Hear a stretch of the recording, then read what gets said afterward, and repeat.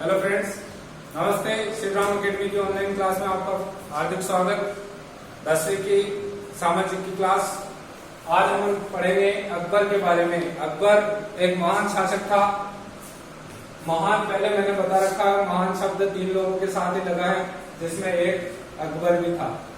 अब अकबर के बारे में, अकबर के जो पिता थे हुमायूं, वह उनकी जो मृत्यु हुई थी, पिछले वीडियो में मैंने बताया था कि उनकी मृत्यु हुई थी, पर किस कारण से हुई थी यह पता नहीं था।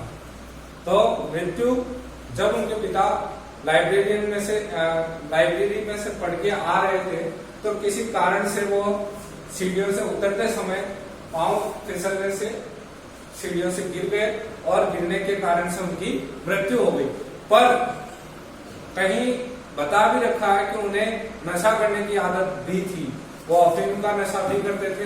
तो इससे कहीं ना कहीं अकबर उनके बारे में जाना, तो अकबर ने कहा पिताजी इतनी पढ़ाई करते थे और पढ़ाई करते करते उनकी मौत हो गई, तो इस बंदे ने पढ़ाई ही नहीं की। अकबर एक ऐसा शासक था, पर था बड़ा बुद्धिमानी, अनपढ़ था, पर इसने एक अच्छा साम्राज्य और महान राजा कहलाया, क्योंकि इसका राज करने का तरीका, सेना के प्रति, और इसके 9 रत्न इतने समझदार थे, जिसके आधार पर इसने पूरा शासन चला लिया था। अब पढ़ते हैं अकबर के बारे में। अकबर का शासनकाल 1556 ईस्वी से 1605 ईस्वी तक इसका शासनकाल चला। बहुत अच्छा शासन माना जाता है, शासक माना जाता है। इसका जन्म कब हुआ? जन्म अमरकोट पाकिस्तान में 1542 ईस्वी में इसका जन्म हुआ था। अमरकोट जो कि पाकिस्तान में है, अमरकोट के पाकिस्तान के किले में इसका जन्म हुआ। कब हुआ?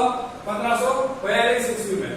और 14 फरवरी 1556 ईस्वी को एक कलानौर में बैरम खां, जो कि इसका संरक्षक था, बैरम खां ने ईंटों की गद्दी बनाई और 14 फरवरी 1556 ईस्वी को इसका राज्याभिषेक किया। उस समय मात्र 13 वर्ष का था। अकबर मात्र 13 वर्ष का था जब इसका जो संरक्षक था बैरम खां, उसने इसको ईंटों का एक सिंहासन बनाया, उसको गद्दी पर बिठाकर 14 फरवरी 1556 ईस्वी को इसका राज्याभिषेक कर दिया था। 5 नवंबर 1556 ईस्वी में अकबर अफगान सेनापति हेमू और मुगल प्रतिनिधि बैरम खां के मध्य युद्ध हुआ था। यह पानीपत का दूसरा युद्ध कहलाया। कब हुआ? 5 नवंबर 1556 ईस्वी में किसके बीच हुआ? हेमू और बैरम खां के मध्य हुआ, जिसमें हेमू पराजित हुआ था। कहीं ना कहीं ऐसा कहा जाता है कि भाई हेमू के गले में तीर लग गया था, जिसके कारण से वह बेहोश हो गया था और उस वजह से अफगान सेना को पराजय का सामना करना पड़ा। इसके बाद बिहार का जो आदिल शाह था, बिहार का आदिल शाह का प्रमुख सेनापति था हेमू। किसका प्रमुख सेनापति था? आदिल शाह का सेनापति था। और यह एक हिंदू सेनापति था, सुयोग्य हिंदू सेनापति, जो बाद में आदिल शाह से हुआ। और इसने 22 युद्ध विजय किए थे। 22 युद्ध जीतने के कारण इसको विक्रमजीत की उपाधि प्रदान की गई। किसको करी? हेमू को। ठीक है ना। उसके बाद अपन आगे देखते हैं। अकबर ने 1616 ईस्वी में बाज बहादुर, जो कि एक संगीत प्रेमी था, बाज बहादुर, उस पर आक्रमण किया और मालवा, चुनार का किला, गोंडवाना का किला पर अधिकार कर लिया था। उस समय सर्जनहारा पर भी आक्रमण करके रणथंभौर का किला भी इसने अपने अधीन कर लिया था। उसके बाद राजा रामचंद्र ने अकबर के सेना के बारे में सुनकर और अकबर से पहले ही युद्ध करने से पहले ही इसने कालिंदी का किला अकबर को सौंप दिया।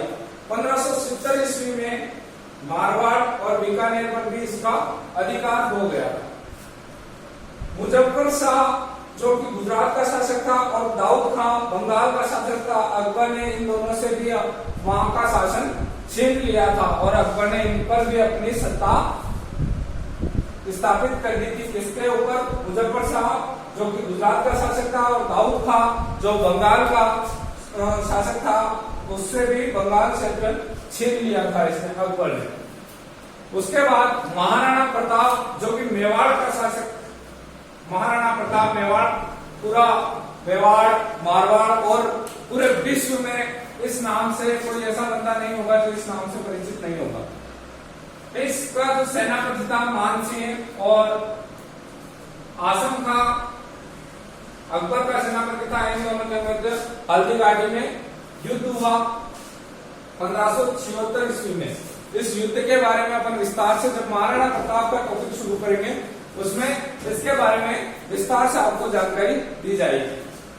1601 ईस्वी में यहाँ अकबर पराजित हुआ था 1576 में। जो प्रथम इसके बीच हुआ था आसिम खां और हल्दी घाटी का। उसके बाद वापिस बीच में सेना पलटी और कई इतिहास बताए गए, कई जगह अलग अलग इतिहास बता रखे हैं, तो इसके बारे में अपन डिटेल से आगे पढ़ेंगे।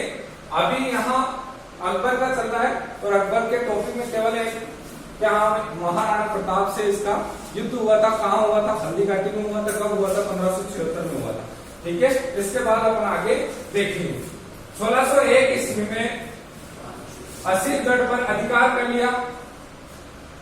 यह इसका अंतिम, इसके अकबर की अंतिम विजय थी असीरगढ़, ध्यान रखना। 1601 ईस्वी में 1584 ईस्वी में गुजरात के विद्रोह को कुचलने के कारण अब्दुल रहीम जो था उसने गुजरात का विद्रोह कुचल दिया था, इसलिए उसको अकबर ने खान खाना की उपाधि प्रदान करी थी। 1605 ईस्वी में अकबर की मृत्यु हो गई। किस कारण से हुई? इसको एक लंबी बीमारी थी, काफी समय से बीमार रहा और उसके कारण से अकबर की मृत्यु हो गई। यह बहुत अच्छा शासक था। इसका जो सिकंदर के मकबरे में इसको दफनाया गया। यह मकबरा भी बौद्ध, हिंदू, मुस्लिम इन सभी का एक अद्भुत नमूना है। पुर्तगाली अकबर ने पुर्तगाली मिशनरियों से मिलकर एक धर्मशास्त्री चर्चा, जहां पर धर्म की चर्चा की जा सके, वो एक स्थान बनाया था। किसके साथ मिलकर? पुर्तगाली मिशनरियों के साथ मिलकर एक स्थान बनाया। कहाँ बनाया? फतेहपुर सीकरी में। कब बनाया? 1575 ईस्वी में, जहां पर धर्म की चर्चा की जा सके। कहाँ बनाया? किसके साथ बनाया? पुर्तगाली मिशनरियों के साथ मिला, धर्मशास्त्री चर्चा के लिए बनाया। कहाँ बनाया? फतेहपुर सीकरी में बनाया। कब बनाया? 1575 ईस्वी में बनाया, और जिसका नाम क्या रखा था? इबादत खाना। ठीक है, इसका नाम क्या रखा था? इबादत खाना। 1581 ईस्वी में दीन ए इलाही नामक धर्म का प्रवर्तक किया। प्रश्न है इसका बुक में पीछे। 1581 ईस्वी में दीन ए इलाही नामक प्रवर्तक, कौन से धर्म का प्रवर्तक बना अकबर?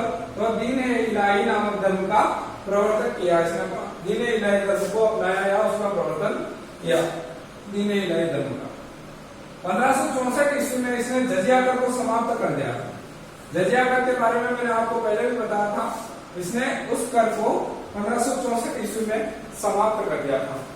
अकबर के साथ अकबर ने फिर धीरे धीरे शासन हो चुका था, और कहीं राजपूतों से, जो राजपूत शासक थे, उनसे विवाह की नीति अपनाई थी, कैसे उन पे अधिकार किया जाए। कहीं ना कहीं इसको था कि आक्रमण से काम नहीं चलेगा, तो उसने विवाह की नीति से अपने क्षेत्र का विस्तार करने का सोचा, और उसने सबसे पहले अकबर के साथ जो संधि हुई थी, प्रथम राजपूत कच्छा वंश का था बारमल।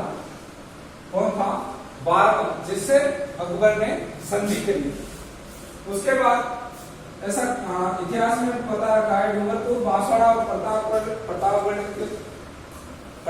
पर भी अकबर का अधिकार हो गया था। कहाँ कहाँ? डूंगरपुर, बांसवाड़ा, जो अभी वर्तमान में भी जिले हैं, डूंगरपुर, बांसवाड़ा, और उस समय रियासत हुआ करती थी डूंगरपुर, बांसवाड़ा और प्रतापगढ़।